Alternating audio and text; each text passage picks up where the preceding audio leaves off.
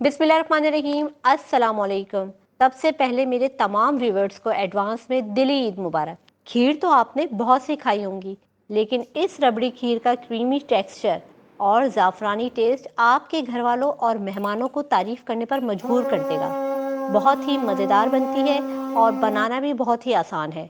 रबड़ी खीर कैसे तैयार करेंगे, वीडियो के साथ जुड़े रहें और पसंद आए तो लाइक करें, शेयर करें और चैनल को सब्सक्राइब करें। तो चलिए रबड़ी खीर बनाना स्टार्ट करते हैं। सबसे पहले हाफ कप बासमती राइस, जिसको मैंने 2 घंटे पानी में भिगो दिया था। अब इनको हम ग्राइंड करेंगे। ग्राइंड करने के लिए इसमें दूध शामिल करेंगे ताकि आसानी से ग्राइंड हो जाए।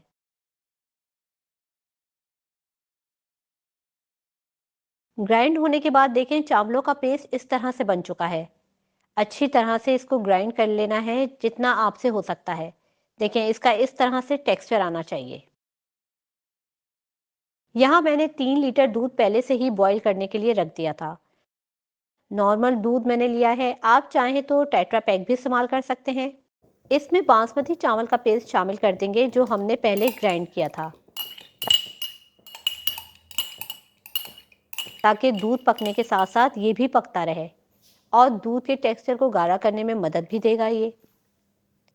इस बात का खास ख्याल रखना है कि फ्लेम हाई नहीं होना चाहिए, बस लो टू मीडियम फ्लेम पर आपको इसे पकाना है।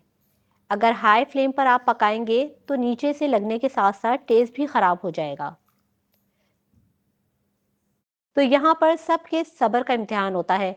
जितना सब्र से आप पकाएंगे इतना ही जायका पाएंगे। और वक्फे वक्फे से हिलाते रहना है। कोशिश करें कि मुसलसल हिलाते रहें, क्योंकि दूध जितना गाढ़ा होता रहेगा इतने चांसेस बढ़ जाते हैं कि खीर नीचे से लगने लगेगी। बाज़ लोग इस स्टेज पर बादाम पिस्ते का पेस्ट भी इसमें शामिल कर देते हैं। इससे जायका तो मज़ीद बढ़ जाता है, मगर बहुत ज़्यादा हैवी हो जाती है। इसलिए मैं बादाम पिस्ते का सिर्फ गार्निशिंग के लिए इस्तेमाल करूंगी। खीर में ज़ाफ़रानी टेस्ट पैदा करने के लिए यहाँ मैंने एक चुटकी ज़ाफ़रान ली है, ये इसमें शामिल कर रही हूँ। अगर ज़ाफ़रान ना हो तो आप 3-4 कतरे केवड़ा एसेंस भी इसमें डाल सकते हैं, वो भी एक अच्छा फ्लेवर देता है। आप देख रहे होंगे कि दूध का टेक्सचर अब गाढ़ा होना शुरू हो गया है और इसकी मुसलसल साइड जो बलाई चिपक जाती है, इसे स्पैचुला की मदद से मैं उतार रही हूँ। दूध के टेक्सचर को इस शक्ल में लाने के लिए तकरीबन 1 घंटा मुझे लग चुका है। खीर के लिए जितनी कंसिस्टेंसी आपको चाहिए इससे थोड़ा पतला ही रखना है, क्योंकि ये ठंडी होकर मज़ीद गाढ़ी हो जाएगी। आप देख सकते हैं कि दूध की इस वक्त बिल्कुल परफेक्ट कंसिस्टेंसी है। अब इसे थोड़ी देर ब्लेंड करेंगे ताकि टेक्सचर मज़ीद क्रीमी और स्मूथ हो जाए। फ्लेम को बिल्कुल ज़ीरो पे कर दिया है।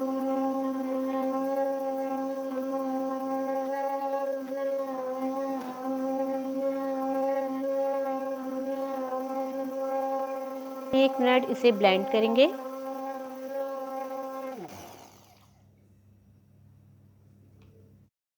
ब्लेंड होने के बाद देखें कितना ज़बरदस्त स्मूथ टेक्सचर हो गया है। अब इसमें मैं शामिल कर रही हूँ 2 छोटे केन कंडेंस मिल्क के। आप किसी भी ब्रांड के ले सकते हैं। अच्छी तरह से इसे मिक्स कर लेंगे। अब इसमें जाएगी 1.5 कप चीनी। कम ज़्यादा आप अपने टेस्ट के हिसाब से रख सकते हैं। इस बात का ख्याल रखना है कि फ्लेम लो होना चाहिए। और अब चीनी हल होने तक इसे पकाना है और चमचे को मुसलसल चलाना है।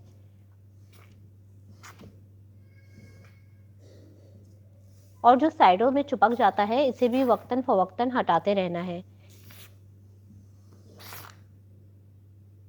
इस वक्त खीर की जितनी कंसिस्टेंसी हमें चाहिए थी वो आ चुकी है। 1/4 टी स्पून दुरदरा कुटा हुआ इलायची पाउडर मैं शामिल कर रही हूँ। कोशिश करें कि बाजार का इलायची पाउडर इस्तेमाल करने के बजाय घर का इस्तेमाल करें। इसकी खुशबू बाजार से ज़्यादा अच्छी होती है। खीर बिल्कुल रेडी हो चुकी है। इसे रूम टेम्परेचर में आने के बाद डिश आउट करेंगे और फ्लेम को ऑफ कर देंगे। मैं आपको इसकी कंसिस्टेंसी बार-बार इसलिए चेक करवा रही हूँ ताकि आपकी खीर भी बिल्कुल परफेक्ट तैयार हो।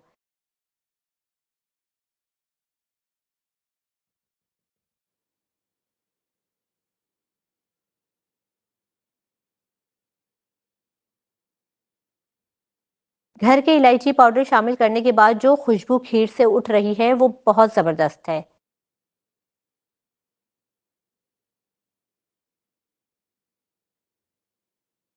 1 टेबलस्पून खोपरा पाउडर इसमें शामिल करेंगे और इसे अच्छी तरह से ऊपर से नीचे तक मिक्स करें। डेकोरेट करने के लिए मैं यहाँ चांदी का वर्क इस्तेमाल कर रही हूँ और आखिर में गार्निशिंग के लिए मैंने बादाम पिस्ते क्रश करके रखे हुए थे। इससे रबड़ी खीर को डेकोरेट करेंगे।